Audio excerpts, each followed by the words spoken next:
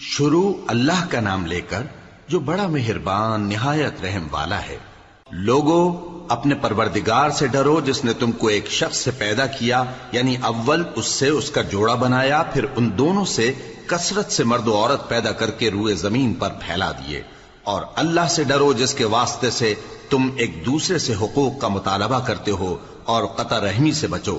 کچھ شک نہیں کہ اللہ تمہیں دیکھ رہا ہے۔ اور یتیموں کا مال جو تمہاری تحویل میں ہو ان کے حوالے کر دو، اور ان کے پاکیزہ اور عمدہ مال کو اپنے ناقص اور برے مال سے نہ بدلو، اور نہ ان کا مال اپنے مال میں ملا کر کھاؤ کہ یہ بڑا سخت گناہ ہے۔ اور اگر تم کو اس بات کا خوف ہو کہ یتیم لڑکیوں کے بارے میں انصاف نہ کر سکو گے تو ان کے سوا جو عورتیں تم کو پسند ہوں، دو دو یا تین تین یا چار چار، ان سے نکاح کر لو۔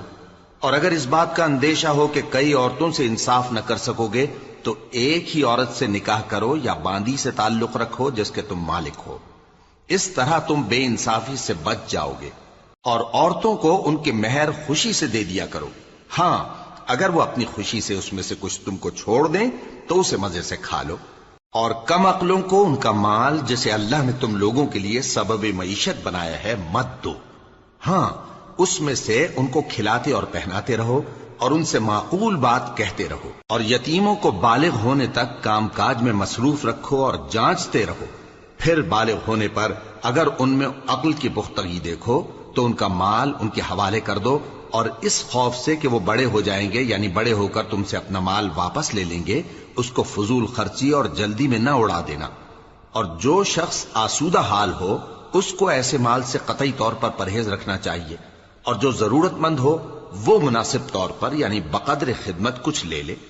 اور جب ان کا مال ان کے حوالے کرنے لگو تو گواہ کر لیا کرو، اور حقیقت میں تو اللہ ہی گواہ اور حساب لینے والا کافی ہے۔ جو مال ماں باپ اور رشتہ دار چھوڑ مریں، تھوڑا ہو یا بہت، اس میں مردوں کا بھی حصہ ہے اور عورتوں کا بھی۔ یہ حصے اللہ کے مقرر کیے ہوئے ہیں۔ اور جب میراث کی تقسیم کے وقت غیر وارث رشتہ دار اور یتیم اور نادار لوگ آ جائیں تو ان کو بھی اس میں سے کچھ دے دو، اور ان سے معقول بات کہو۔ اور ایسے لوگوں کو ڈرنا چاہیے جو ایسی حالت میں ہوں کہ اپنے بعد ننھے ننھے بچے چھوڑ جائیں، اور ان کو ان کی نسبت خوف ہو کہ ہمارے مرنے کے بعد ان بیچاروں کا کیا ہوگا۔ پس چاہیے کہ یہ لوگ اللہ سے ڈریں اور درست بات کہیں۔ جو لوگ یتیموں کا مال ناجائز طور پر کھاتے ہیں وہ اپنے پیٹ میں آگ بھرتے ہیں اور ضرور دوزخ میں ڈالے جائیں گے۔ اللہ تمہاری اولاد کے بارے میں تم کو ارشاد فرماتا ہے کہ ایک لڑکے کا حصہ دو لڑکیوں کے حصے کے برابر ہے، اور اگر اولاد میت صرف لڑکیاں ہی ہوں یعنی دو یا دو سے زیادہ تو کل ترکے میں ان کا 2/3 ہے، اور اگر صرف ایک لڑکی ہو تو اس کا نصف ہے۔ اور میت کے ماں باپ کا یعنی دونوں میں سے ہر ایک کا ترکے میں 6واں حصہ ہے، بشرطے کہ میت کی اولاد ہو۔ اور اگر اولاد نہ ہو اور صرف ماں باپ ہی اس کے وارث ہوں تو 1/3 ماں کا حصہ ہے، اور اگر میت کے بھائی بھی ہوں تو ماں کا 6واں حصہ ہوگا۔ اور یہ تقسیم ترکہ میت کی وصیت کی تعمیل کے بعد جو اس نے کی ہو یا قرض کے ادا ہونے کے بعد جو اس کے ذمے ہو عمل میں آئے گی۔ تم کو معلوم نہیں کہ تمہارے باپ دادوں اور بیٹوں اور پوتوں میں سے فائدے کے لحاظ سے کون تم سے زیادہ قریب ہے۔ یہ حصے اللہ کے مقرر کیے ہوئے ہیں، اور اللہ سب کچھ جاننے والا ہے، حکمت والا ہے۔ اور جو مال تمہاری بیویاں چھوڑ مریں اگر ان کی اولاد نہ ہو تو اس میں سے نصف تمہارا ہے، پھر اگر ان کی اولاد ہو تو ترکے میں تمہارا حصہ 1/4 ہے۔ لیکن یہ تقسیم وصیت کی تعمیل کے بعد جو انہوں نے کی ہو یا قرض کے ادا ہونے کے بعد جو ان کے ذمے ہو کی جائے گی۔ اور جو مال تم مرد چھوڑ مرو اگر تمہاری اولاد نہ ہو تو تمہاری بیویوں کا اس میں 1/4 حصہ ہے، پھر اگر تمہاری اولاد ہو تو ان کا 8واں حصہ ہے۔ یہ حصے تمہاری وصیت کی تعمیل کے بعد جو تم نے کی ہو اور ادائے قرض کے بعد تقسیم کیے جائیں گے۔ اور اگر ایسے مرد یا عورت کی میراث ہو جس کے نہ باپ ہو نہ بیٹا مگر اس کے بھائی یا بہن ہو تو ان میں سے ہر ایک کا 6واں حصہ ہے، اور اگر ایک سے زیادہ ہوں تو سب 1/3 میں شریک ہوں گے۔ یہ حصے بھی بعد ادائے وصیت و قرض بشرطے کہ ان سے میت نے کسی کا نقصان نہ کیا ہو تقسیم کیے جائیں گے۔ یہ اللہ کا فرمان ہے، اور اللہ نہایت علم والا ہے بردبار ہے۔ یہ تمام احکام اللہ کی حدیں ہیں، اور جو شخص اللہ اور اس کے پیغمبر کی فرما برداری کرے گا اللہ اس کو بہشتوں میں داخل کرے گا جن میں نہریں بہہ رہی ہیں، وہ ان میں ہمیشہ رہیں گے، اور یہ بڑی کامیابی ہے۔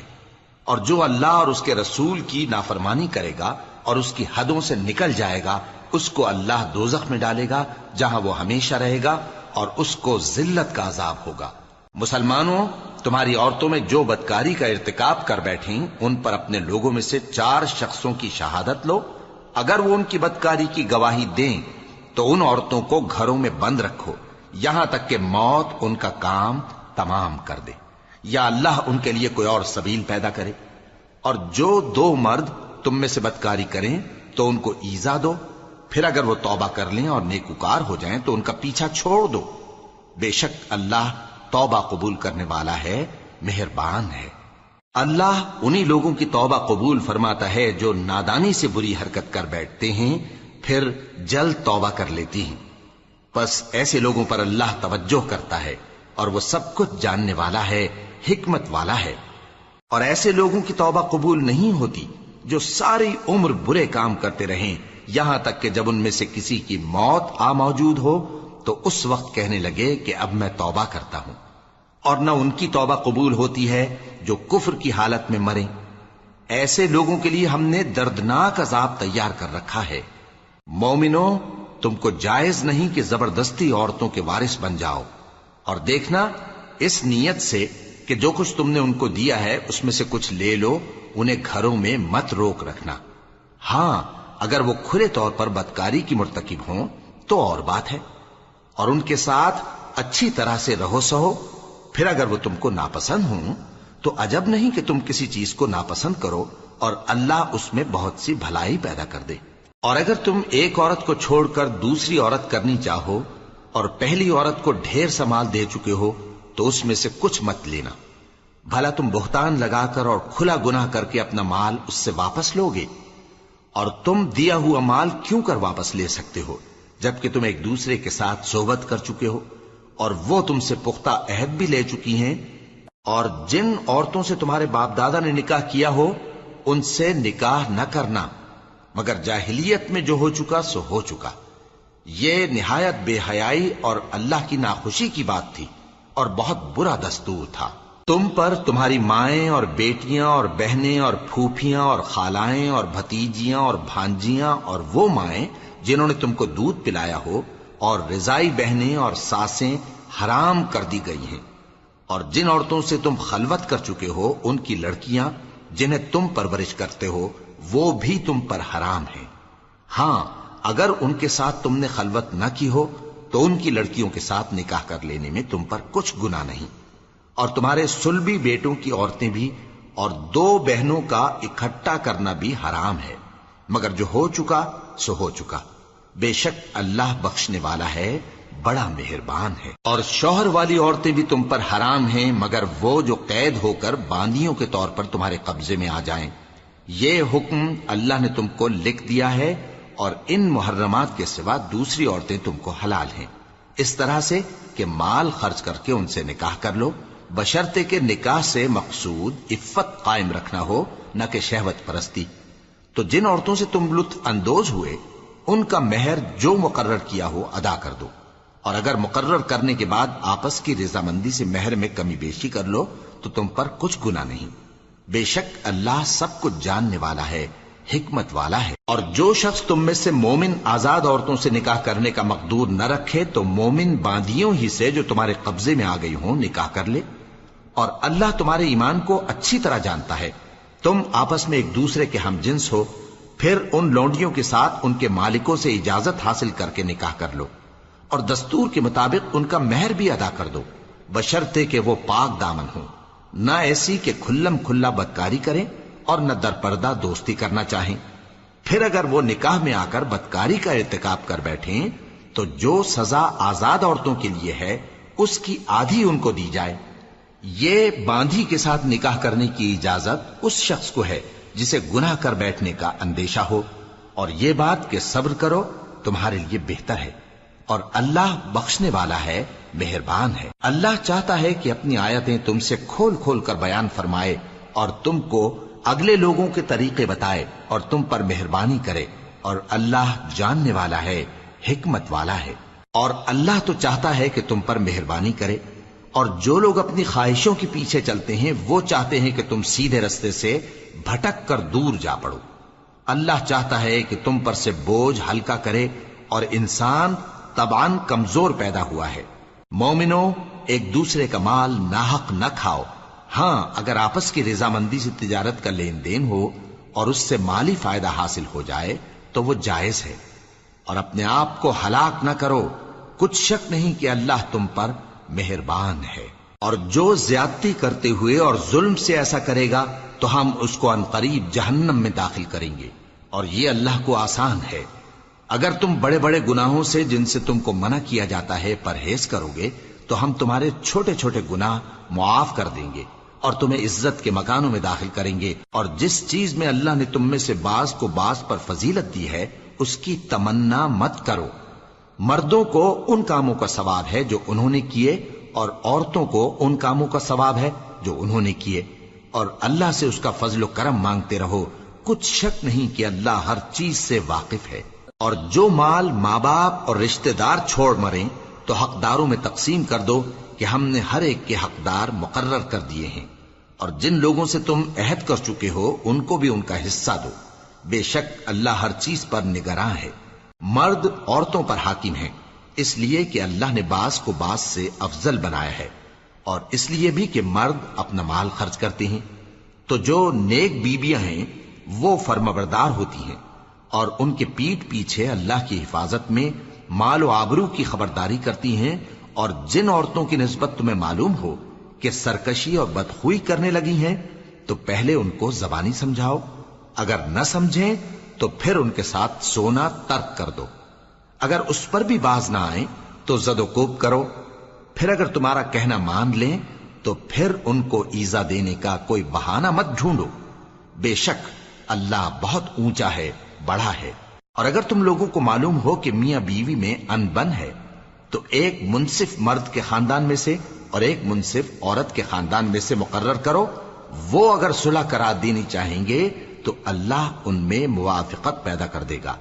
کچھ شک نہیں کہ اللہ سب کچھ جانتا ہے، سب باتوں سے خبردار ہے۔ اور اللہ ہی کی عبادت کرو اور اس کے ساتھ کسی چیز کو شریک نہ بناؤ، اور ماں باپ اور قرابت والوں اور یتیموں اور ناداروں اور رشتہ دار ہمسایوں اور اجنبی ہمسایوں اور پاس بیٹھنے والوں اور مسافروں اور جو لوگ تمہارے قبضے میں ہوں سب کے ساتھ حسن سلوک کرو، بے شک اللہ تکبر کرنے والے، بڑائی مارنے والے کو دوست نہیں رکھتا۔ جو خود بھی بخل کریں اور لوگوں کو بھی بخل سکھائیں، اور جو مال اللہ نے ان کو اپنے فضل سے عطا فرمایا ہے اسے چھپا چھپا کے رکھیں، اور ہم نے کافروں کے لیے ذلت کا عذاب تیار کر رکھا ہے۔ اور جو خرچ بھی کریں تو اللہ کے لیے نہیں بلکہ لوگوں کے دکھانے کو، اور ایمان نہ اللہ پر لائیں نہ روز آخر پر۔ اور جس کا ساتھی شیطان ہوا تو کچھ شک نہیں کہ وہ برا ساتھی ہے۔ اور اگر یہ لوگ اللہ پر اور روز قیامت پر ایمان لاتے اور جو کچھ اللہ نے ان کو دیا تھا اس میں سے خرچ کرتے تو ان پر کیا مصیبت آ پڑتی، اور اللہ ان کو خوب جانتا ہے۔ اللہ کسی کی ذرہ بر بھی حق تلفی نہیں کرتا، اور اگر کسی نے نیکی کی ہوگی تو اس کو کئی گنا کر دے گا اور اپنے ہاں سے اجر عظیم بخشے گا۔ بھلا اس دن کیا حال ہوگا جب ہم ہر امت میں سے احوال بتانے والے کو بلائیں گے اور تم کو اے نبی صلی اللہ علیہ وآلہ وسلم ان لوگوں کا حال بتانے کو بطور گواہ طلب کریں گے۔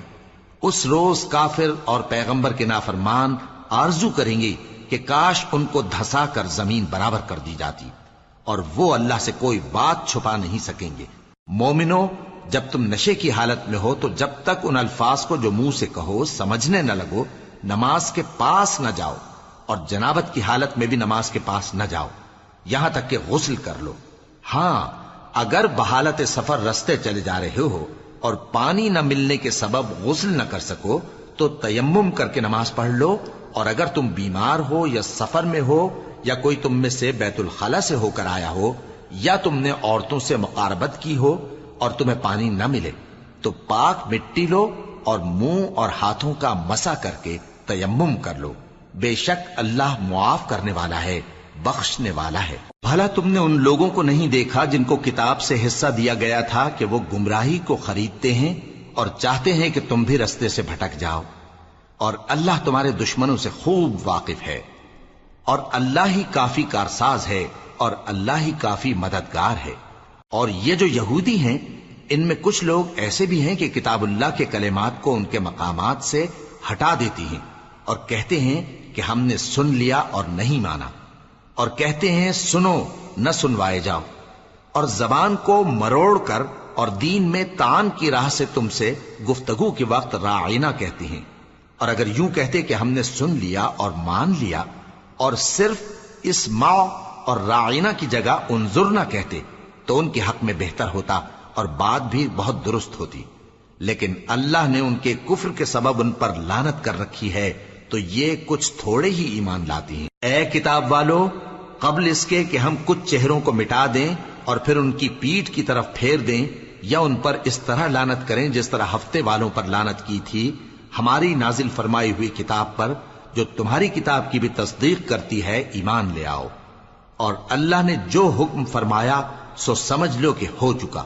اللہ اس گناہ کو نہیں بخشے گا کہ کسی کو اس کا شریک بنایا جائے، اور اس کے سوا اور گناہ جس کو چاہے معاف کر دے، اور جس نے اللہ کا شریک مقرر کیا اس نے بڑا بہتان باندھا۔ کیا تم نے ان لوگوں کو نہیں دیکھا جو اپنے آپ کو پاکیزہ کہتے ہیں؟ نہیں، بلکہ اللہ ہی جس کو چاہتا ہے پاکیزہ کرتا ہے، اور ان پر دھاگے برابر بھی ظلم نہیں ہوگا۔ دیکھو یہ اللہ پر کیسا جھوٹ طوفان باندھتے ہیں، اور یہی کھلا گناہ کافی ہے۔ بھلا تم نے ان لوگوں کو نہیں دیکھا جن کو کتاب سے حصہ دیا گیا ہے کہ بتوں اور شیطان کو مانتے ہیں، اور کفار کے بارے میں کہتے ہیں کہ یہ لوگ مومنوں کی نسبت سیدھے رستے پر ہیں۔ یہی لوگ ہیں جن پر اللہ نے لعنت کی ہے، اور جس پر اللہ لعنت کرے تو تم اس کا کسی کو مددگار نہ پاؤ گے۔ کیا ان کے پاس بادشاہی کا کچھ حصہ ہے؟ اس صورت میں تو یہ لوگوں کو تل برابر بھی نہ دیں گے، یا جو اللہ نے لوگوں کو اپنے فضل سے دے رکھا ہے اس کا حسد کرتے ہیں۔ تو ہم نے خاندان ابراہیم کو کتاب اور دانائی عطا فرمائی تھی اور سلطنت عظیم بھی بخشی تھی۔ پھر لوگوں میں سے کسی نے تو اس کتاب کو مانا اور کوئی اس سے رکا رہا، تو ان نہ ماننے والوں کے لیے دوزخ کی جلتی ہوئی آگ کافی ہے۔ جن لوگوں نے ہماری آیتوں سے کفر کیا ان کو ہم عنقریب آگ میں داخل کریں گے۔ جب کبھی ان کی کھالیں گل جائیں گی تو ہم ان کو اور کھالیں بدل کر دیں گے تاکہ ہمیشہ عذاب کا مزہ چکھتے رہیں۔ بے شک اللہ غالب ہے، حکمت والا ہے۔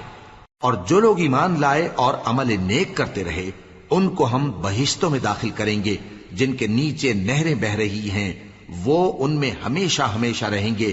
وہاں ان کے لیے پاک بیویاں ہیں اور ان کو ہم گھنے سائے میں داخل کریں گے۔ مسلمانوں، اللہ تم کو حکم دیتا ہے کہ امانت والوں کی امانتیں ان کے حوالے کر دیا کرو، اور جب لوگوں میں فیصلہ کرنے لگو تو انصاف سے فیصلہ کیا کرو۔ اللہ تمہیں بہت خوب نصیحت کرتا ہے، بے شک اللہ سنتا ہے، دیکھتا ہے۔ مومنو، اللہ اور اس کے رسول کی فرما برداری کرو، اور جو تم میں سے صاحب حکومت ہیں ان کی بھی۔ پھر اگر کسی بات میں تم میں اختلاف واقع ہو تو اگر اللہ اور روز آخر پر ایمان رکھتے ہو تو اس میں اللہ اور اس کے رسول کے حکم کی طرف رجوع کرو۔ یہ بہت اچھی بات ہے اور اس کا انجام بھی اچھا ہے۔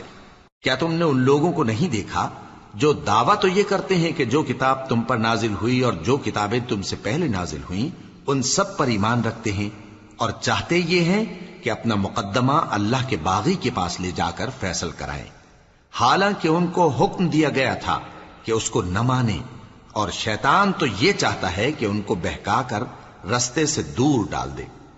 اور جب ان سے کہا جاتا ہے کہ جو حکم اللہ نے نازل فرمایا اس کی طرف رجوع کرو اور پیغمبر کی طرف آؤ، تو تم منافقوں کو دیکھتے ہو کہ تم سے گریز کرتے اور رکے جاتے ہیں۔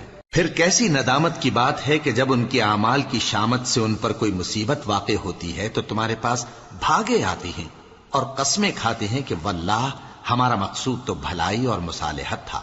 ان لوگوں کے دلوں میں جو جو کچھ ہے اللہ اس کو خوب جانتا ہے۔